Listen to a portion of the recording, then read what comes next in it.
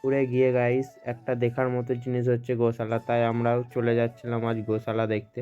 আর গোশালা যাওয়ার পথে কত গাইস ভিড় দেখতে পাচ্ছ, কত লোক দাঁড়িয়ে আছে। আজ অনেকটা হেঁটে ফেলেছি, কিন্তু প্রথমবার যাচ্ছিলাম গোশালা, তাই জানা ছিল না কতটা দূর। আমরা প্রায় অনেকক্ষণ ধরে হেঁটেই চলছিলাম, এখনও দেখা পাচ্ছিলাম না গোশালার।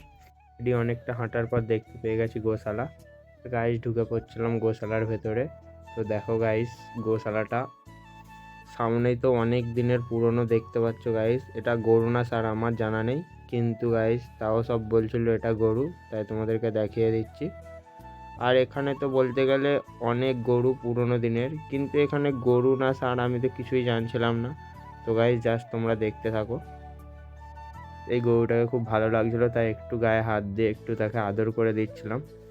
গরুটাকে খুব ভালো লাগছিলো গাইস, কারণ চুপচাপ ছিল, কাহু কিছু করছিল না। গরুটাকে যত আদর করছিলাম তত চুপ করে দাঁড়িয়ে ছিল, তোমরা তো দেখতে পাচ্ছ গরুটা কোনো কিছুই করছিল না।